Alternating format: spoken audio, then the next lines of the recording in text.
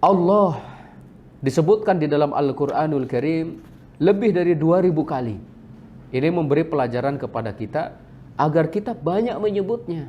Sebagaimana Allah menyebut namanya sendiri di dalam Al-Quran begitu banyak, maka kita pun diperintahkan untuk banyak menyebut nama Allah. Ala bizikrillah tatmainnul qulub. Jadi dengan banyak berzikir kepada Allah, hati ini akan menjadi tenang. Bedanya zikir kepada Allah dengan memperbanyak menyebut nama manusia itu, kalau zikrullah itu adalah obat, kalau zikrun nas, menyebut-nyebut manusia itu adalah penyakit.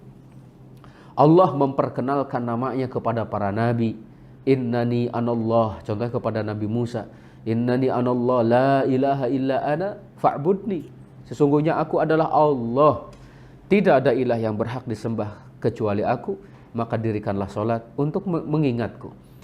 Alaihi wa hafizakumullah. La ilaha illa huwa. Tidak ada zat, ya, tidak ada Tuhan, tidak ada sesembahan yang berhak disembah kecuali Dia. Ini adalah kalimatul tauhid. Ini adalah kalimatul ikhlas. Ini adalah al-qaulus tsabit. Yuthabbitullahu alladhina amanu bil qaulis tsabit fil hayatid dunya wa fil akhirah. Jadi perkataan yang sangat kokoh di mana Allah akan menguatkan orang-orang yang beriman di dunia dan di alam kubur dengan perkataan la ilaha illallah.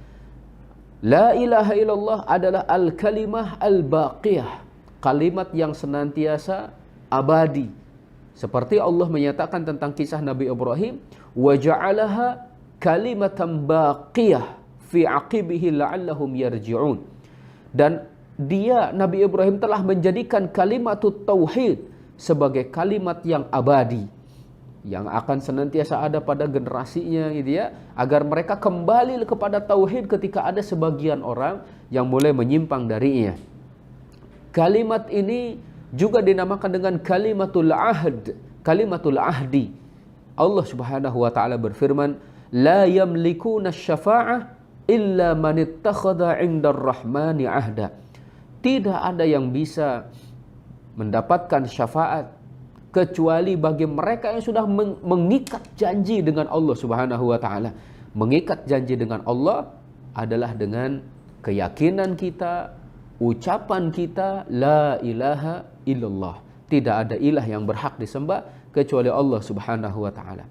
La ilaha illallah adalah al-kalimatul ulya, kalimat yang sangat tinggi. Allah menyatakan wa ja'ala kalimatal ladzina kafaru sufla wa kalimatullahi hiyal ulya.